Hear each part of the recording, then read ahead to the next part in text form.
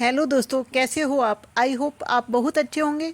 दोस्तों, आज हम संज्ञा प्रकरण से संबंधित दूसरे नंबर की प्रश्नोत्तरी को लेकर आए हैं। ये प्रश्न सभी प्रतियोगी परीक्षाओं के लिए महत्वपूर्ण रहने वाले हैं। तो दोस्तों, वीडियो को लास्ट तक देखिएगा और ध्यान से देखिएगा तथा अपने उत्तर कमेंट बॉक्स में लिख कर दीजिएगा। दोस्तों सबसे पहले हम अपने मोटिवेशनल कोड को देख लेते हैं। क्या लिखा हुआ है? अगर मेहनत आदत बन जाए तो कामयाबी मुकद्दर बन जाती है। तो आइए दोस्तों, हम अपनी प्रश्नोत्तरी को देख लेते हैं। हमारा फर्स्ट प्रश्न है। हमारा पहला क्वेश्चन क्या कह रहा है? री वर्ण के कितने भेद माने जाते हैं?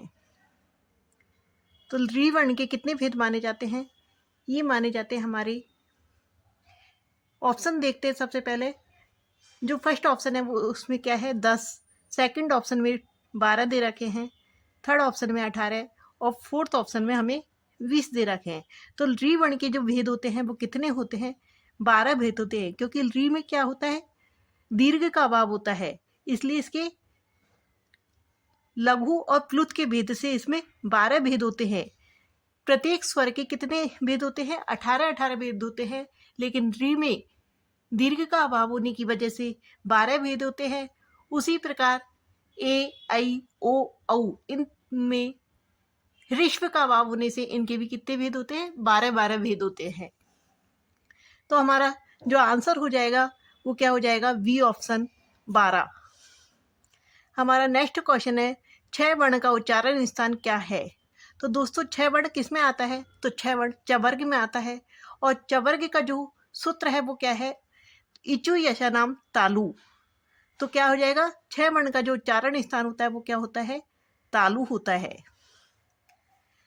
दोस्तों नेक्स्ट क्वेश्चन हमारा, अलम की किस अर्थ में गति संज्ञा होती है?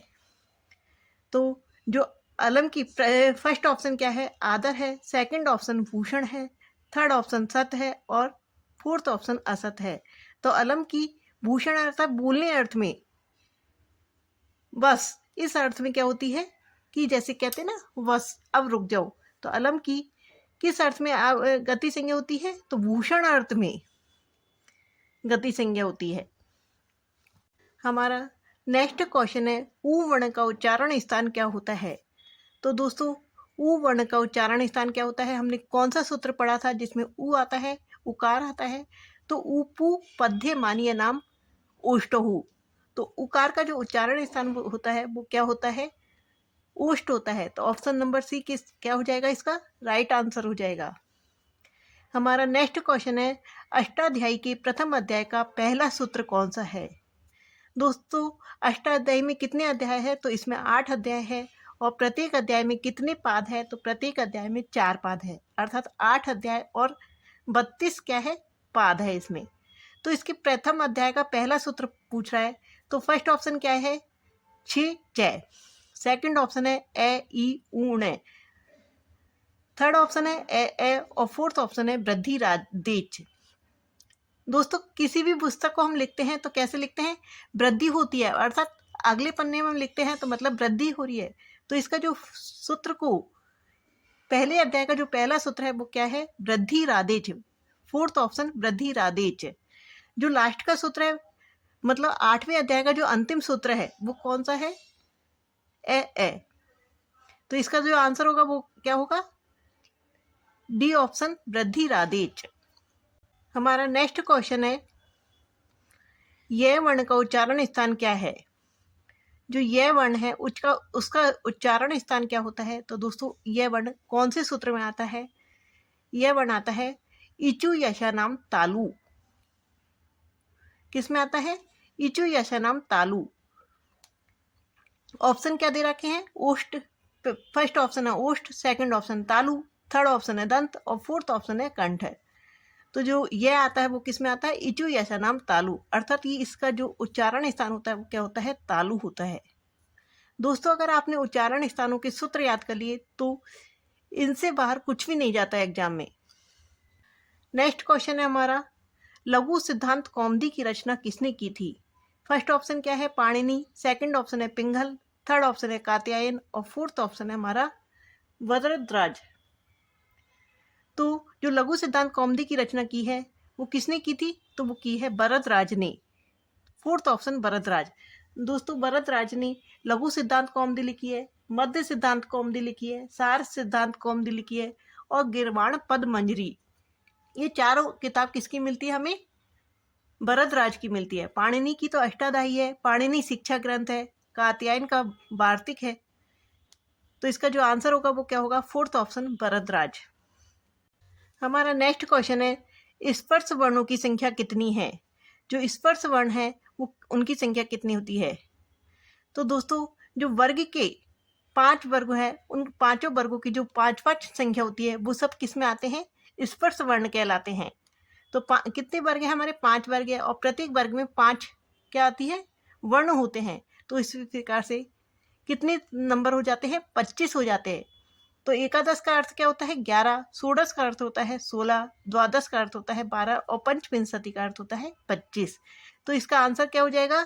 स्पर्श वर्णों की संख्या कितनी होती है? पंचविंशति अर्थात 25। Option number D. Next question है, उच्चारण की दृष्टि से स्वर भेद कितने होते हैं? तो जो उच्चारण की दृष्टि से स्वरों के जो भेद होते हैं वो कितने होते हैं? ऑप्शन नंबर फर्स्ट क्या है? 2, ऑप्शन नंबर सेकंड में है 4, ऑप्शन नंबर थर्ड में है 5, ऑप्शन नंबर फोर्थ में है 3। अर्थात स्वर के कितने भेद होते हैं? तो स्वर उच्चारण की दृष्टि से प्रत्येक स्वर के 3 भेद होते हैं। कौन कौन से होते हैं?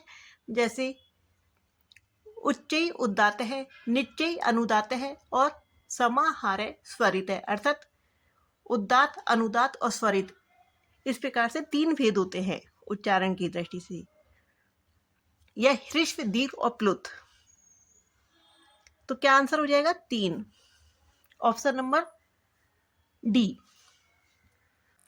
हमारा नेक्स्ट क्वेश्चन है, पतंजलि के अनुसार व्याकरण के कितने प्रयोजन बताए गए हैं? कितने प्रयोजन हैं? ऑप्शन नंबर ए में क्या है?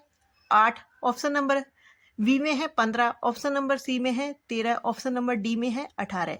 तो इसके क्या हो जाएंगे कि पतंजलि के अनुसार जो व्याकरण के प्रयोजन बताए गए हैं वो कितने बताए गए हैं? तो वो 13 बताए गए हैं, ऑप्शन नंबर सी।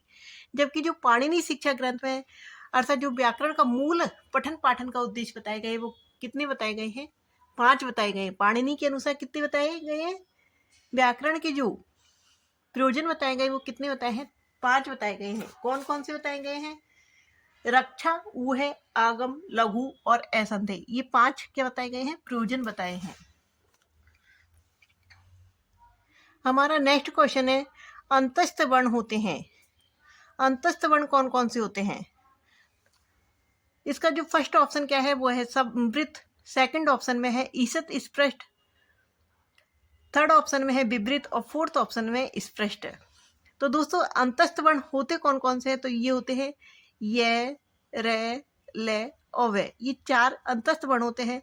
अंतस्थ वर्ण इन्हें क्यों कहते हैं? क्योंकि ये माहेश्वर सूत्रों में स्वर और व्यंजनों के मध्य में स्थित होने के कारण इन्हें अंतस्थ वर्ण कहते हैं। इन्हें अर्ध स्वर भी कहते हैं क्योंकि ये स्वरों के जस्ट बाद में होने के कारण इन्हें अर्ध स्वर के नाम से भी जानते हैं। तो जो स्पृष्ट होते हैं वो तो क्या होते हैं? 25 वर्ण होते हैं। जो वर्ग के 5 वर्गों के जो 5-5 वर्ण होते हैं वो तो किस में आते हैं? स्पृष्ट में आते हैं। विवृत में कौन से वर्ण आते हैं? तो विवृत में सारे स्वरों को विवृत में शामिल किया गया है। और समृत में जो ह्रस्व आकार है वो किस में आता है? समृत में आता है। बचा हमारा क्या? ईसद स्पृष्ट। तो जो अंतस्थ वर्ण होते हैं वो क्या होते हैं? ईसद स्पृष्ट। हमारा नेक्स्ट क्वेश्चन है, अंतस्थ वर्ण कौन से होते हैं? दोस्तों अभी आपको ऊपर बताया था कि अंतस्थ वर्ण कौन कौन से होते हैं? य, र, ल, व। दोस्तों इनका क्रम एग्जामों में पूछा जाता है तो इसी क्रम में याद करना है क्योंकि एग्जाम में इनकी क्रम चेंज कर दिए जाते हैं। तो आंसर क्या हो जाएगा? य, र, ल, व। तो ऑप्शन नंबर 20 का सही आंसर हो जाएगा। हमारा नेक्स्ट क्वेश्चन है, र वर्ण का उच्चारण स्थान क्या होता है? तो र किस सूत्र के अंदर आता है? पहले इसके ऑप्शन देख लेते हैं हम। फर्स्ट ऑप्शन में मूर्धा है, सेकंड ऑप्शन में दंत है, थर्ड ऑप्शन में ओष्ठ है और फोर्थ ऑप्शन में तालु है। तो हमारे जो र वर्ण का उच्चारण स्थान है वो किस सूत्र में आता है? तो ऋतु रसा नाम मूर्धा। तो किस में आता है? मूर्धा वाले सूत्र में आता है। तो रे का जो उच्चारण स्थान है वो क्या हो जाएगा? फर्स्ट ऑप्शन ए, मूर्धा।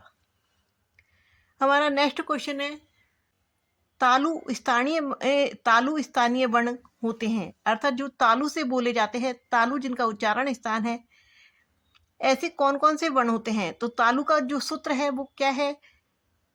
पहले हम ऑप्शन देखेंगे, ये, रे, ले, वे, ये तो क्या हमारे अंतस्थ वर्ण है। उसके बाद सेकंड ऑप्शन में क्या है? चे, रे, ते, पे।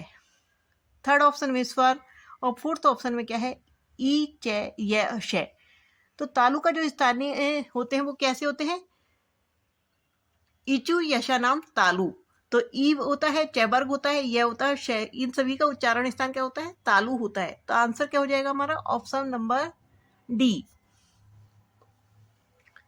नेक्स्ट क्वेश्चन है हमारा, उपु पद्य मानीय नाम डैश डैश डैश होगा, अर्थात इसमें क्या होगा? यहाँ पर कौन सा उच्चारण स्थान आएगा? तो फर्स्ट ऑप्शन है दंत, सेकंड ऑप्शन है तालु, थर्ड ऑप्शन है मूर्धा, फोर्थ ऑप्शन है उष्ट। तो उकार का, प वर्ग का, उपध्य मानीय का, इनका जो उच्चारण स्थान होता है वो क्या होता है? तो इन सबका उच्चारण स्थान क्या होता है? उष्ट होता है। ऑप्शन नंबर डी इसका राइट आंसर हो जाएगा। हमारा नेक्स्ट क्वेश्चन है, प्रयत्न कितने प्रकार के होते हैं? तो दोस्तों प्रयत्न दो प्रकार के होते हैं, एक होता है आभ्यंतर प्रयत्न और एक होता है बाह्य प्रयत्न। तो आंसर क्या हो जाएगा इसका? Option number A, 2। हमारा नेक्स्ट क्वेश्चन है, माहेश्वर रानी में कौन से प्रत्यय का प्रयोग हुआ है? अर्थात जो हमारे माहेश्वर सूत्र दे रखे हैं, 14 माहेश्वर सूत्र होते हैं, उनमें कौन से प्रत्यय का प्रयोग हुआ है? तो इसका फर्स्ट ऑप्शन क्या है? अण, सेकंड ऑप्शन है अय, थर्ड ऑप्शन है बू, और फोर्थ ऑप्शन है कै।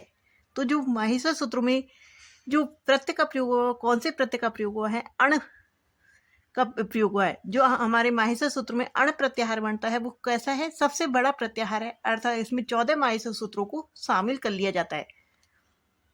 तो अण प्रत्यय का प्रयोग हुआ है। तो ऑप्शन नंबर ए इसका राइट आंसर होगा।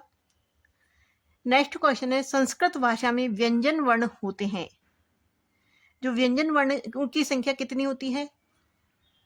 फर्स्ट ऑप्शन है 20 अर्थात 20, सेकंड ऑप्शन है हमारा 33 अर्थात 33, थर्ड ऑप्शन है 25 अर्थात 25, फोर्थ ऑप्शन है 63 अर्थात 30।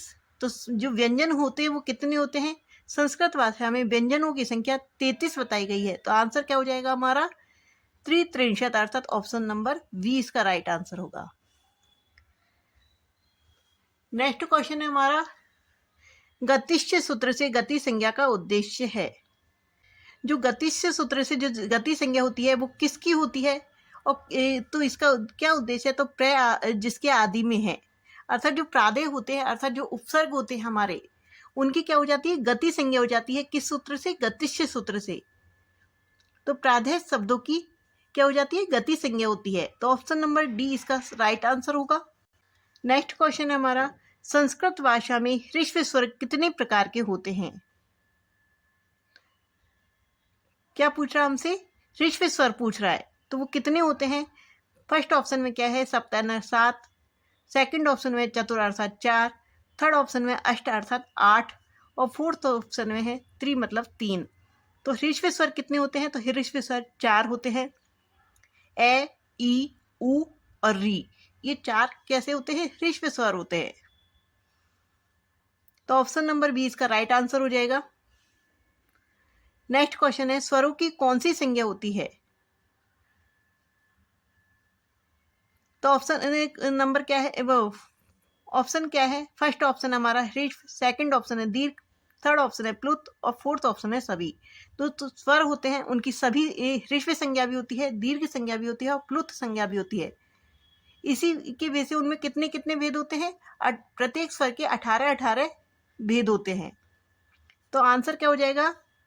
स्वरों की ह्रस्व, दीर्घ और प्लुत तीनों ही संज्ञा होती है। तो ऑप्शन नंबर डी इसका राइट आंसर होगा। हमारा नेक्स्ट क्वेश्चन है, रे वर्ण का उच्चारण स्थान क्या है?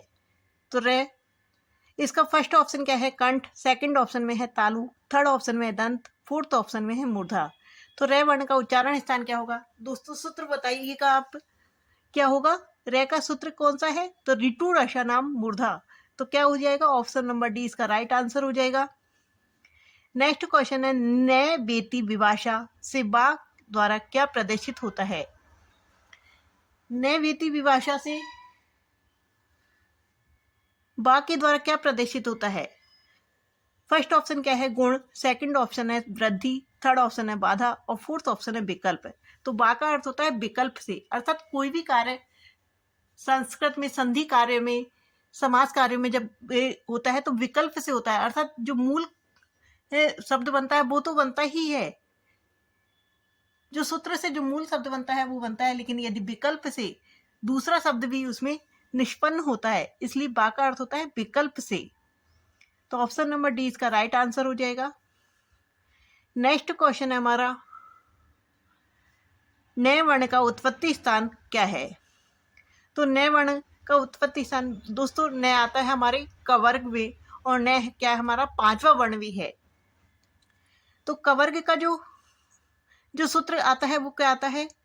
तो ये आता है हमारा अकुहे विसर्जनियम कंठ है। तो अर्थात ण का कंठ भी होता है उत्पत्ति स्थान, और जो पंचम वर्ण होते हैं उनको क्या बोलते हैं? यमंगना नाम नासिका, अर्थात जो पंचम वर्ण होते हैं उनका उच्चारण स्थान नासिका भी होता है। तो क्या हो जाएगा? कंठ और नासिका दोनों इसके आंसर होंगे। तो ऑप्शन नंबर सी इसका राइट आंसर हो जाएगा, दोनों। हमारा नेक्स्ट क्वेश्चन है, इनमें कौन प्रग्रह संज्ञक नहीं है? अर्थात किस शब्द की प्रग्रह संज्ञा नहीं हुई है? दोस्तों हमने आपको बताया था प्रग्रह संज्ञा किस किस की होती है?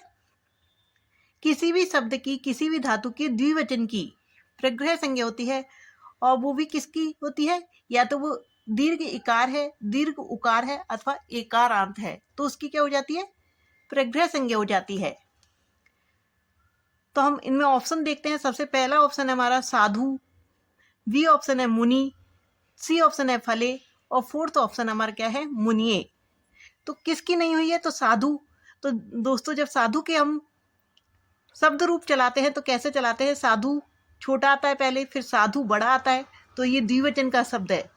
प्रथम व्यक्ति के द्विवचन में क्या बनता है? साधु। तो इसकी तो क्या हो गई है? प्रग्रह संज्ञा होगी। मुनि के जब शब्द रूप चलाते तो कैसे चलाते हैं? मुनि, मुनि बड़ा आता है, और फिर मुनिय। तो ये भी क्या है? प्रथम विभक्ति का द्विवचन है, तो इसकी भी प्रग्रह संज्ञा हुई है। जब फल के शब्द रूप चलाते हैं तो कैसे चलाते हैं हम? फलम, फले, फलानी। तो ये भी क्या है? द्विवचन का है। लेकिन दोस्तों ये कैसा है? हमारा मुनिये, ये चतुर्थी व्यक्ति का एक वचन का रूप है, तो इसकी क्या है? प्रग्रह संज्ञा नहीं हुई है। एक वचन की नहीं होती, किसकी होती है? द्विवचन की होती है, और वो भी कैसे होता है? दीर्घ उकारांत, दीर्घ इकारांत और एकारांत शब्दों की। आपको दिख तो यहाँ पर भी एकारांत रहा है, लेकिन ये क्या है? एक वचन का रूप है, इसलिए इसकी नहीं होगी। तो आंसर क्या हो जाएगा हमारा? ऑप्शन नंबर डी, मुने। दोस्तों इसका जो सूत्र आता है वो कौन सा आता है? इत, उत, एत द्विवचनम प्रग्रह्यम, अर्थात इत की, उत की और एत, इन शब्दों की द्विवचन की क्या हो जाती है? प्रग्रह संज्ञा हो जाती है। नेक्स्ट क्वेश्चन है हमारा, उपसर्गों की कितनी संख्या होती है? अर्थात संस्कृत में उपसर्ग कितने माने गए हैं? तो ऑप्शन नंबर ए क्या है? 20, ऑप्शन नंबर बी में है 22, ऑप्शन नंबर सी में है 25, ऑप्शन नंबर डी में है 30। तो उपसर्ग कितने माने गए हैं? तो ऑप्शन नंबर बी 22 इसका राइट आंसर होगा। दोस्तों इन्हीं प्रादेय कहा जाता है, अर्थात प्र जिसके प्रारंभ में है, ऐसे शब्दों को क्या कहा जाता है? प्रादेय कहा जाता है, और इनकी संख्या कितनी है? 22 है। हमारा नेक्स्ट क्वेश्चन है, गुण संज्ञक कौन कौन से वर्ण होते हैं? अर्थात जिनकी गुण संज्ञा होती है, ऐसे कौन कौन से वर्ण होते हैं? तो फर्स्ट ऑप्शन क्या है? ए, ई, री। सेकंड ऑप्शन में है आई और औ। थर्ड ऑप्शन में है उ, री और ई। फोर्थ ऑप्शन में है ए, आई, ए, ओ। तो दोस्तों जो इनकी गुण संज्ञा होती है वो कौन से वर्ण है? ये हमारे फोर्थ नंबर के ए, ओ, ये क्या है? गुण संज्ञक वर्ण होते हैं। आई और औ ये क्या होते हैं? वृद्धि संज्ञक वर्ण होते हैं। तो आंसर क्या हो जाएगा? ऑप्शन नंबर डी इसका राइट आंसर होगा। हमारा नेक्स्ट क्वेश्चन है वृद्धि संज्ञा किस सूत्र से होती है। तो ऑप्शन क्या है हमारे, फर्स्ट ऑप्शन है इको यणची, सेकंड ऑप्शन है इचो ए अब आय आवे, थर्ड ऑप्शन है वृद्धि रेची और फोर्थ ऑप्शन है वृद्धि राधेच। तो दोस्तों इको यणची तो यण संधि का सूत्र है, एचो आय अब आय आवे है, ये कौन से संधि का सूत्र है, तो ये अयादि संधि का सूत्र है। अब हमें कंफ्यूजन होता है वृद्धि रेची है अथवा वृद्धि राधेच है। तो दोस्तों एक तो होता है वृद्धि संधि और एक होता है वृद्धि संज्ञा। तो संधि करने वाला सूत्र तो होता है वृद्धि रेची और संज्ञा करने वाला होता है वृद्धि राधेच। तो आंसर क्या हो जाएगा इसका, हमसे क्या पूछा है, संज्ञा पूछ रहा है, तो ऑप्शन नंबर डी इसका राइट आंसर हो जाएगा वृद्धि राधेच, जो अष्टाध्यायी का क्या है, प्रथम सूत्र है। प्रथम अध्याय का प्रथम सूत्र कौन सा ही है, वृद्धि राधेच। हमारा नेक्स्ट क्वेश्चन है मुनि की प्रग्रह संज्ञा विधायक सूत्र कौन सा है, अर्थात मुनि की किस सूत्र से क्या हुई है, प्रग्रह संज्ञा हुई है। तो ऑप्शन नंबर फर्स्ट में क्या है, से, ऑप्शन नंबर सेकंड में है अधसो भात्री, थर्ड ऑप्शन में है प्लुत प्रगृह्य और डी ऑप्शन में क्या है, इत उत एत द्विवचनम प्रगृह्य है। तो अभी आपको बताया था हमने, तो प्रग्रह संज्ञा विधायक सूत्र कौन सा है जिससे मुनि की प्रग्रह संज्ञा हुई है, वो है इत उत एत द्विवचनम प्रग्रह है। तो आंसर क्या हो जाएगा, ऑप्शन नंबर डी इसका राइट आंसर हो जाएगा। दोस्तों आपको हमारी ये वीडियो कैसी लगी प्लीज कमेंट करके बताइएगा, और आपके कितने उत्तर सही गए वो भी आप कमेंट बॉक्स में लिख के बताइएगा। दोस्तों वीडियो को लाइक और शेयर जरूर कर दीजिएगा। Thank you for watching.